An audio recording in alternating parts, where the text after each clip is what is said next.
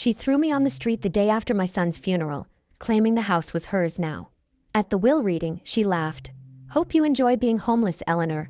Then the lawyer opened the sealed envelope. "If you're watching this, subscribe and let me know where you're watching from. Now, hit that like button if you enjoy stories about karma. And let me tell you how this all started. Because sometimes the best revenge is just letting people reveal exactly who they really are. The call came at 3:17 a.m. on a Tuesday. David's voice on the other end was strained, breathless. "Mom, something's wrong. My chest. I can't." The line went dead. By the time I reached the hospital, my 45-year-old son was gone. Massive heart attack, the doctor explained with clinical detachment. Nothing they could do. Stephanie stood beside me in the sterile waiting room, her face a mask of shock, but I caught something else in her expression. Relief? No. Surely I was imagining things in my grief. "What happens now?" I whispered, still unable to process that David, my healthy, vibrant son, was simply gone. Stephanie straightened her shoulders, and for a moment, her composure slipped. "Now we deal with reality, Eleanor. David's gone, and I have decisions to make." The coldness in her voice sent a chill through me. We'd never been close, Stephanie and I, but David had always been the bridge between us. Now that bridge was gone, and I was beginning to understand just how deep the chasm really was. "Of course, dear. We'll get through this together," I said, reaching for her hand. She pulled away. "We'll see about that." I should have recognized the warning in those words. Instead, I attributed her coldness to shock. People grieve differently, I told myself. Some become emotional, others turn inward. Stephanie was clearly the latter. The funeral arrangements consumed the next 3 days. I offered to help pay for everything. David had been my only child after all. But Stephanie insisted on handling it herself. "I'm his wife," she kept saying. "I know what he would have wanted." Fair enough. I focused on writing his eulogy, calling relatives, and trying to hold myself together. At 67, I'd buried my parents and my husband, but losing a child felt like a special kind of hell. The night before the funeral, as I sat in what had been David's childhood bedroom in the house he'd shared with Stephanie, I found myself staring at the framed photos on the dresser. David graduating college, David and Stephanie's wedding, David holding his nephew at Christmas last year. What I didn't see were any photos of David and me from recent years. Stephanie had systematically removed them, I realized. When had that happened? A soft knock interrupted my thoughts. Stephanie stood in the doorway, no longer bothering to hide the calculating look in her eyes. "We need to talk, Eleanor." The funeral was beautiful. I'll give Stephanie that. The flower arrangements were elegant. The music was David's favorite hymns, and the reception afterward was perfectly orchestrated. What wasn't beautiful was watching my daughter-in-law play the grieving widow while making pointed comments about moving forward and new chapters. I stood in the receiving line, accepting condolences from friends and family, when I overheard Stephanie talking to her sister behind the flower arrangements. "The life insurance alone will cover the mortgage for 2 years," she was saying in a low voice. "And without the extra expenses." "Extra expenses? What extra expenses?" "What about Eleanor?" her sister asked. "Where will she go?" Stephanie's laugh was sharp and brittle. "That's not my problem anymore. She can figure it out like the rest of us adults." My blood ran cold. I'd been living with them for 2 years, ever since I'd sold my own home to help with their down payment. David had insisted it would be temporary, just until I found something smaller and more manageable. Somehow, temporary had stretched into permanent, and I'd grown comfortable in the routine of helping with the house, cooking dinner, being useful. Apparently, I'd been naive. "Eleanor." Stephanie appeared at my elbow, her public face firmly in place. "Could you help me in the kitchen? There are some things we need to discuss." I followed her through the crowd of mourners, nodding at neighbors and accepting final hugs from my sister, who was flying back to Phoenix in the morning. In the kitchen, Stephanie closed the door and turned to face me. "I'm going to be direct," she said, her voice calm and businesslike. "This house is in David's name, which means it's mine now. I need time and space to process my grief, without complications." "Complications?" I kept my voice steady, though my heart was racing. "You living here. It's not working anymore, Eleanor. I need my privacy." The words hit me like a physical blow. "Stephanie, I understand you're grieving, but surely we can— No. She held up a hand. I've made my decision. I'll give you until tomorrow evening to pack your things. That should be plenty of time.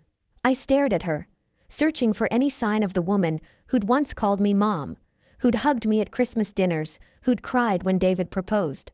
That woman was gone, replaced by someone cold and calculating. Where exactly do you expect me to go? Stephanie shrugged.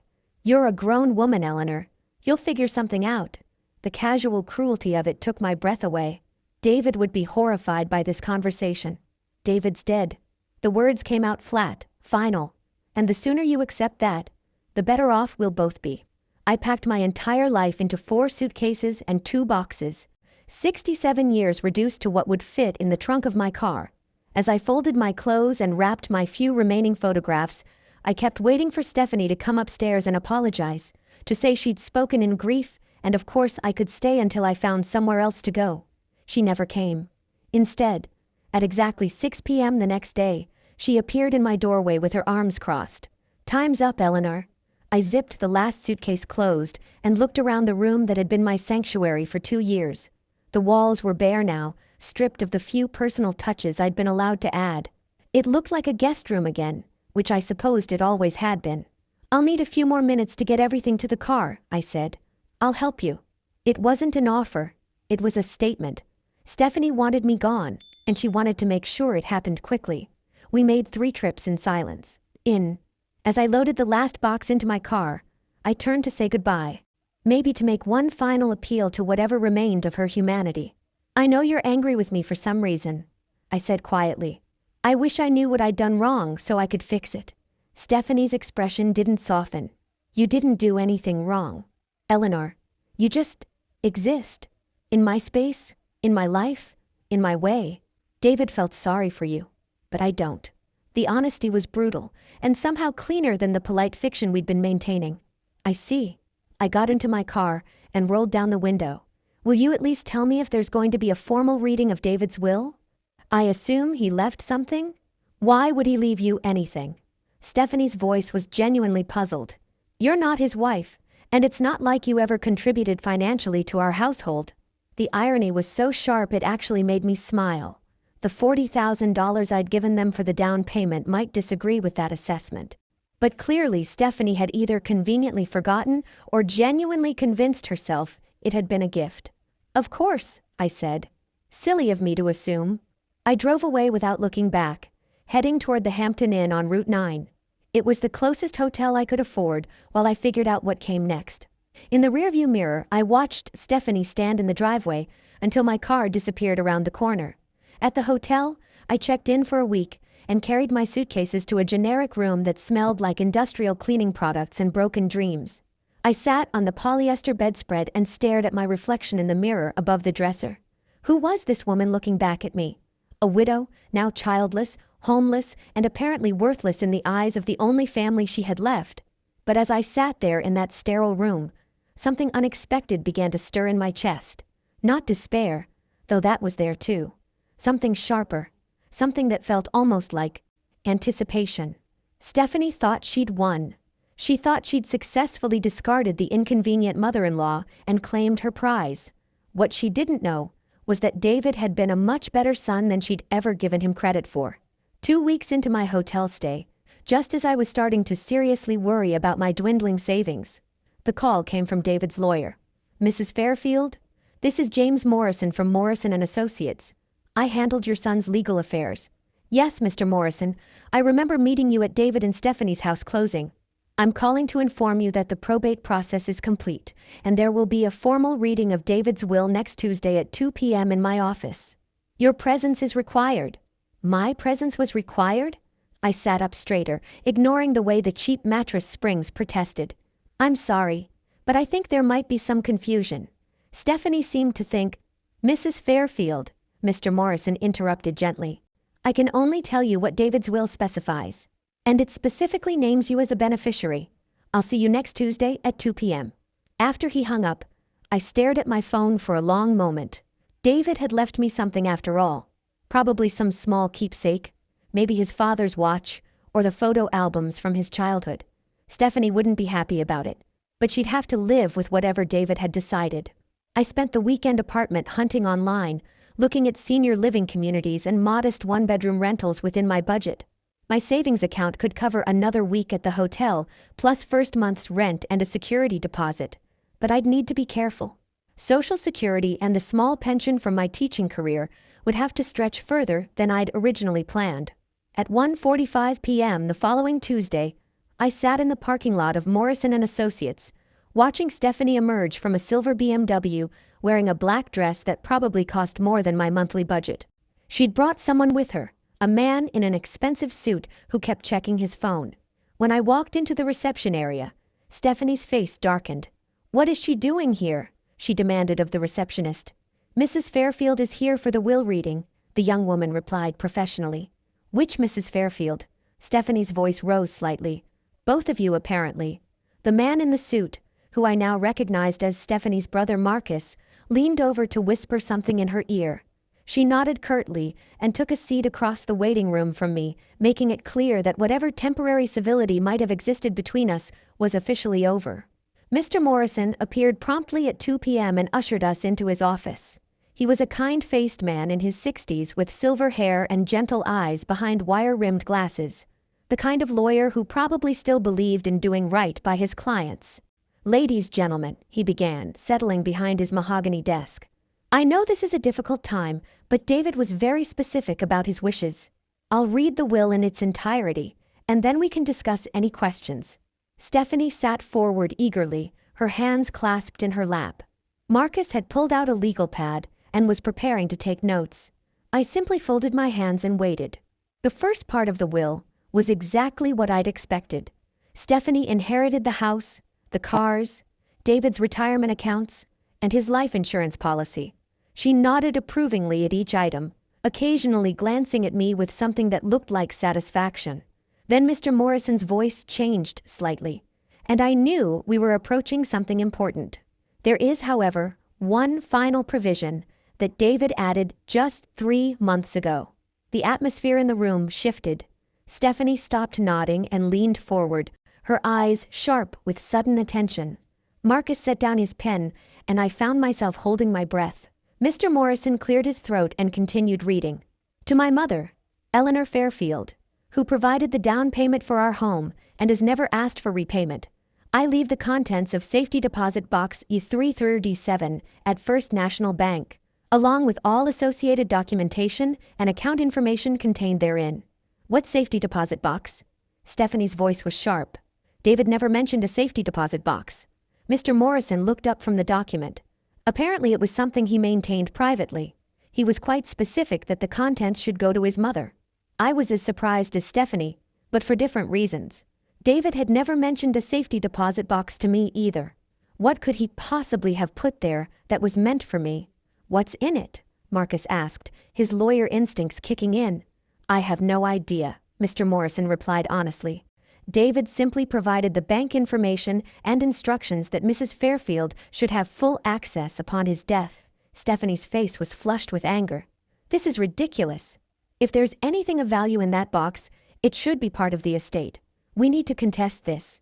"You're certainly free to try," Mr. Morrison said mildly, "but the provision is very clear, and David was completely competent when he added it to his will. I witnessed the document myself." "When exactly did he add this provision?" I asked quietly. Mr. Morrison consulted his notes. 3 months ago, February 15th. He came in specifically to make this addition. February 15th. I remembered that date clearly because it was the day after Valentine's Day, and David had seemed unusually quiet during our family dinner. Stephanie had been complaining about something, the neighbor's dog, I think, and David had barely spoken throughout the meal. "This is a waste of time," Stephanie snapped, standing abruptly. "Marcus, let's go. We'll file a challenge tomorrow." "Actually," Mr. Morrison said, pulling out another document, "before you leave, I need to inform you both that David left specific instructions for his mother regarding the contents of the safety deposit box. Mrs. Fairfield, he wanted you to access it within the next few days, once you've completed the necessary documentation with the bank." He handed me a sealed envelope. "These are the bank documents and his personal key." The bank will need to verify the death certificate and process the paperwork before you can access the box. Usually takes about 3 business days. Stephanie's eyes fixed on the envelope in my hands like a hawk watching a mouse. I'm coming with you to the bank. I'm afraid that's not possible, Mr. Morrison interjected. The safety deposit box access is restricted to Mrs. Eleanor Fairfield only. Bank policy. This is insane, Stephanie sputtered. How do we even know there's anything valuable in there? It could be empty, or just sentimental junk. I stood up, clutching the envelope. I suppose we'll find out next week. As we filed out of the office, I could feel Stephanie's eyes boring into my back. In the parking lot, she cornered me beside my car. Eleanor, let's be reasonable about this. Whatever's in that box, we should share it. David would have wanted his wife to benefit from anything he left behind. For the first time since David's death, I almost smiled. You made it very clear that you don't believe David would have left me anything. Now suddenly you're concerned about sharing? I'm just saying, you're saying whatever you think will get you access to that safety deposit box. I unlocked my car door. But David was very specific. The contents are mine. Her mask slipped completely then, revealing the cold calculation beneath. Don't forget, Eleanor, you're homeless. You need my goodwill more than I need yours. I paused with my hand on the car door. Actually, Stephanie, I don't think I need anything from you at all. 3 business days later, after providing the death certificate and completing the bank's paperwork, I finally stood before safety deposit box, Docker 3237, at First National Bank. The bank manager, Mrs. Peterson, was expecting me. She'd obviously been briefed about the situation because she offered her condolences and escorted me personally to the vault area. Box 337 is one of our larger units, she explained, as we walked through the security doors. Your son rented it about 5 years ago and visited quite regularly. 5 years? David had been planning something for 5 years? Mrs. Peterson used her master key while I inserted David's key, and the box slid out smoothly. It was indeed large, about the size of a briefcase, and surprisingly heavy. Take all the time you need, Mrs. Peterson said, showing me to a private viewing room. I'll be at my desk when you're finished. Alone in the small windowless room, I lifted the lid of the safety deposit box. The first thing I saw was a letter addressed to me in David's familiar handwriting. My hands trembled as I opened it. Mom, it began, if you're reading this, then I'm gone, and Stephanie has probably shown you exactly who she really is. I'm sorry for that, but I'm not surprised. I've known for years what kind of person I married, and I've been preparing for this possibility. My heart raced as I continued reading. You gave us $40,000 for our house down payment. I know you thought of it as a loan, even though you never asked for repayment. I've been investing that money for the past 5 years, adding to it whenever possible. The money in the accompanying accounts isn't just repayment. It's what careful investing has grown into. I set the letter down with shaking hands and looked at the documents underneath. Bank statements, investment portfolios, account numbers. My eyes scanned the balance sheets, trying to make sense of the numbers. $185,000 in various investment accounts, all in my name, all accessible with proper documentation. I picked up David's letter again, hardly believing what I was reading. I also discovered that Stephanie has been telling people you contribute nothing to our household. What she doesn't mention is that our mortgage has been automatically paid from my salary account for the entire time you've lived with us. Any money you've given us went straight into investments for your future. The letter continued. I've been documenting everything, Mom. Every email, every text, every casual comment she's made about you. It's all in the folder labeled documentation. I thought you should know what kind of person has been living in our house. My vision blurred as I reached for the folder he'd mentioned. Inside were printed emails, text message screenshots, even photographs of credit card statements, evidence of years of manipulation and deceit. The final paragraph of David's letter made my eyes fill with tears. You deserve so much better than the way she's treated you. Take this money and build yourself a life where no one can make you feel unwanted ever again. And Mom, don't tell Stephanie about any of this until you're safely away from her. Trust me on this one. All my love, David. I sat in that little room for nearly an hour, reading through everything David had left for me. By the time I emerged, I had a clear picture of exactly how my daughter-in-law had been manipulating both of us for years. Mrs. Peterson helped me transfer all the documents to a large envelope and explained the process for accessing the investment accounts. As I walked to my car, my phone rang. "Eleanor?" Stephanie's voice was falsely sweet. "I was wondering if you'd like to come by for lunch today. We could discuss what you found in the safety deposit box." I smiled at my reflection in the car window. "That's very generous, Stephanie. I'll be there at noon." It was time for Stephanie to learn that sometimes the people you underestimate are the ones who surprise you most. I arrived at Stephanie's house, her house now, at exactly noon, carrying a small gift bag and wearing my best poker face. She answered the door in a flowing white dress that probably cost more than my monthly hotel bill, all smiles and false warmth. "Eleanor, I'm so glad you came. I've made your favorite chicken salad." Funny how she remembered my favorite foods now that she wanted something from me. The dining room table was set with her wedding china and fresh flowers. Stephanie had clearly put effort into this performance. She poured iced tea and chattered about the weather while I sat quietly, watching her work up to what she really wanted to discuss. "So," she finally said, settling into her chair with practiced grace, "I've been thinking about yesterday, about the safety deposit box." "Have you?" I sipped my tea calmly. "I know we've had our differences, but David would want us to support each other through this difficult time. Family should stick together." Family. Rich coming from the woman who'd thrown me out the day after her husband's funeral. "I couldn't agree more," I said evenly. Stephanie's eyes lit up, clearly thinking she'd found an opening. "I'm so relieved to hear you say that. I was worried you might be angry about having to find your own place so quickly, but you understand I needed space to grieve." "Of course." I took a bite of chicken salad. "Grief affects everyone differently." "Exactly." She leaned forward eagerly. "So about what David left you. I was thinking we could pool our resources, combine whatever was in that box with David's life insurance, maybe invest it together. I have some wonderful financial advisors." I bet she did. The same ones who'd been helping her make questionable spending decisions. "That's very thoughtful, Stephanie. But I'm curious, what makes you think there was anything valuable in the safety deposit box?" She paused, clearly not expecting the question. "Well, David was always so private about certain financial matters. He must have had a reason for keeping something separate." "Private? That's an interesting choice of words." "You know what I mean." She waved a hand dismissively. "Men and their financial planning. They never tell us wives everything." I set down my fork and looked directly at her. "Actually, Stephanie, I think David told you exactly as much as he thought you needed to know." Something flickered in her eyes. Uncertainty. Maybe a hint of fear. "What did you find in the box, Eleanor?" The moment of truth was approaching, but I wasn't quite ready to play that card yet. Instead, I reached for the gift bag I'd brought. "I brought you something," I said, pulling out a small wrapped package.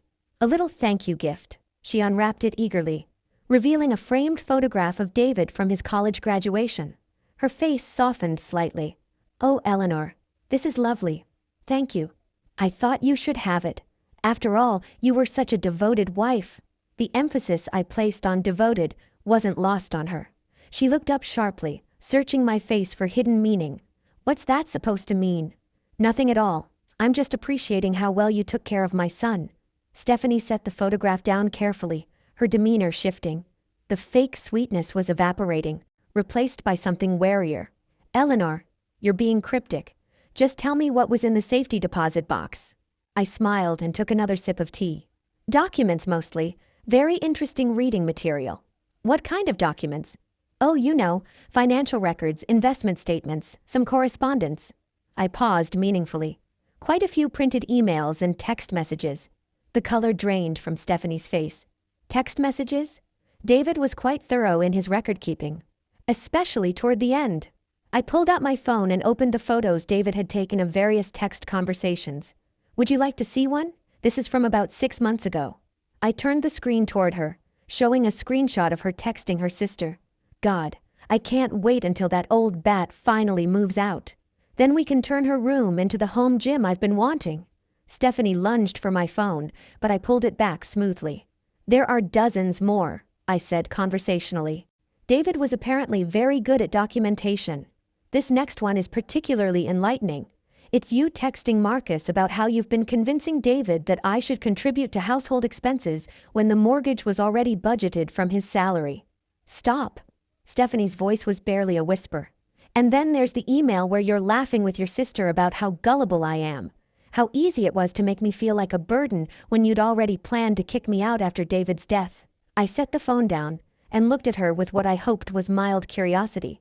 That was forward thinking of you. By the way, planning my eviction while David was still alive? Stephanie's composure finally cracked completely. He had no right to save private messages. Actually, he had every right. It was his house, and you were discussing his mother. I leaned back in my chair. The question is, what are we going to do about this situation? What do you want? The mask was completely off now, revealing the calculating woman underneath. Want? I don't want anything from you, Stephanie. I never did. Then why are you doing this? What's the point of humiliating me? I considered the question seriously. You know, you're right. There's no point in humiliating you. You've done that perfectly well yourself. I don't understand. You threw me out of my home the day after my son's funeral. You told me I was worthless, that David felt sorry for me, that I'd contributed nothing to your household. I stood up slowly. But here's what you didn't understand about David. He saw everything. Every cruel comment, every manipulation, every lie you told. Stephanie was gripping the edge of the table, her knuckles white. And you want to know the really beautiful part? I continued. He documented all of it, not to hurt you, but to protect me. Because he knew that once he was gone, you'd show your true colors. You can't prove any of this would hold up in court? Court? I laughed, and the sound surprised even me. Oh, sweetie, I'm not taking you to court. Stephanie blinked, clearly confused by my response. You're not? Why would I? You've already given me everything I need. I don't understand what you're talking about. I pulled out the folder from David's safety deposit box and placed it on the table between us. David left me more than just text screenshots, Stephanie. He left me 5 years' worth of evidence showing exactly how you've been manipulating both of us. She stared at the folder like it might bite her. Bank statements showing that the house payments have been automatically deducted from David's salary for the entire time I've been living here. Email chains between you and Marcus discussing how to handle the Eleanor situation. Credit card statements showing luxury purchases made on the same days you told David we couldn't afford basic household items. Stephanie's breathing was becoming shallow. David saved all of that? David documented everything, including copies of the emails you sent to your friends calling him a pushover and joking about how easy it was to manipulate him into thinking I was a financial burden. That hit home. Stephanie flinched as if I'd slapped her. You want to know what I found most interesting? I continued, opening the folder. This email thread where you and Marcus discuss your long-term plans to have me declared incompetent so you could access my pension and Social Security. That's not... We never actually... No, you never actually followed through. Know why? Because David figured out what you were planning and took steps to protect me. Stephanie's eyes widened. What steps? You don't have anything worth protecting, don't I? I smiled pleasantly. That's interesting, because according to these investment statements, I apparently have quite a bit worth protecting. Money that David had been carefully growing for the past 5 years. That's impossible. You're living in a hotel. I'm living in a hotel because I choose to be there while I figure out my next move, not because I can't afford better. The silence stretched between us as Stephanie processed this information. I could practically see the wheels turning in her head, trying to calculate how much money we might be talking about. How much? She finally asked. Excuse me? How much money did David leave you? I closed the folder and stood up. That's really none of your business, is it? I'm his wife. I have a right to know. You had a right to know what your husband left you, which as I recall was quite generous. The house, the cars, the life insurance, his retirement accounts. I'd say you made out very well. Stephanie shot to her feet, her chair scraping against the hardwood floor. You manipulative old witch. You're trying to steal what's rightfully mine. Steal? I raised an eyebrow. How exactly would I be stealing anything? Everything I have was given to me by my son, who had every legal right to dispose of his assets as he saw fit. He was my husband. Yes, he was. And apparently, he knew exactly what kind of wife you were. The words hung in the air like a challenge. Stephanie's face was flushed with anger and something that looked like panic. "I want to see those bank statements," she demanded. "I'm sure you do. Eleanor, I'm warning you." "You're warning me?" I laughed again, feeling oddly liberated. "Stephanie, honey, you threw me out of your house. You humiliated me at my son's funeral. You made it clear that you consider me worthless and unwanted. What exactly do you think you can threaten me with now?" Stephanie stared at me for a long moment, and I could see her recalibrating. The threats weren't working, so she was switching tactics. "Eleanor, please, let's be reasonable about this." Her voice took on a pleading tone. "I know I've been difficult since David died. I was grieving. I wasn't thinking clearly. But we're family. We should work together." "Family," I repeated thoughtfully. "Yes, you mentioned that before. Right after you told me David felt sorry for me and that I'd never contributed anything to your household. I didn't mean that. I was upset. I said things I didn't mean." "Oh, but you did mean them. That's what makes David's documentation so valuable. He saved you saying the same things multiple times to multiple people over a period of years." Stephanie's mask slipped again. "What do you want from me, Eleanor? An apology? Fine. I'm sorry.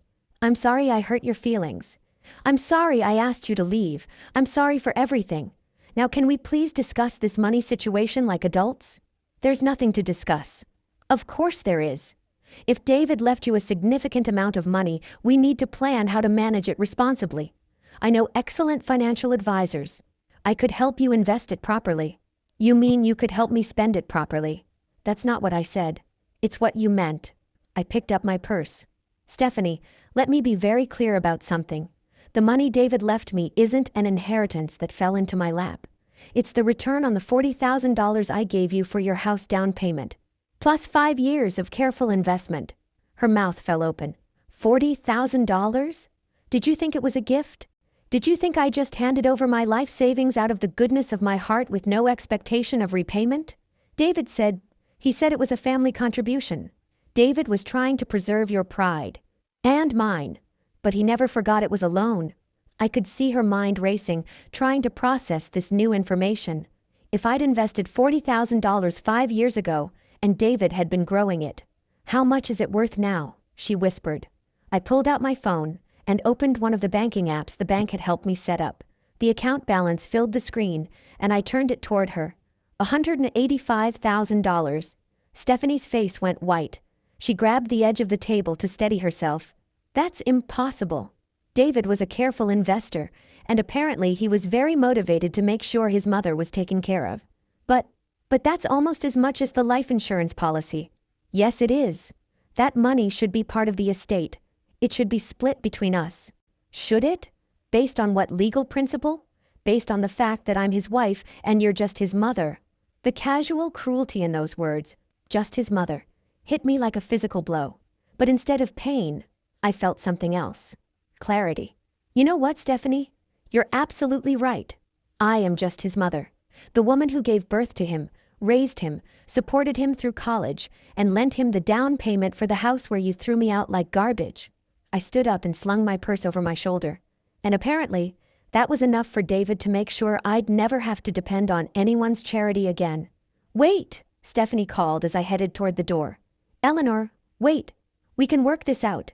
Please just sit down. Let's talk about this rationally." I paused in the doorway and turned back to face her. "What exactly do you think we need to work out?" "The money situation, our relationship, everything." She was speaking quickly now, panic making her voice tight. "Look, I know I made mistakes. I was stressed about David's death, worried about finances, and I took it out on you. But we can fix this." "I'm sure you were worried about finances," I said quietly. "But not for the reasons you're claiming." "What's that supposed to mean?" I pulled out one more document from David's folder, one I'd been saving for last. "It means David also documented your spending habits, Stephanie, including the $15,000 you charged to credit cards in the month before he died." Her face went ashen. "Spa treatments, designer clothes, a weekend in New York with your sister, all while telling David you were worried about money for groceries." "That's not—" "I wasn't—" "You weren't what?" planning to live off his life insurance while throwing out the inconvenient mother-in-law who might interfere with your lifestyle? Stephanie collapsed back into her chair, the fight going out of her. You don't understand the pressure I was under. What pressure? Everyone expected me to be the perfect wife, the perfect hostess. David's colleagues, the neighbors, my family. Do you have any idea how exhausting it is to maintain appearances? I looked at her sitting there in her designer dress, in her beautiful house, surrounded by luxury, complaining about the burden of appearances. No, Stephanie, I don't, because I was too busy actually taking care of your husband while you were busy spending his money.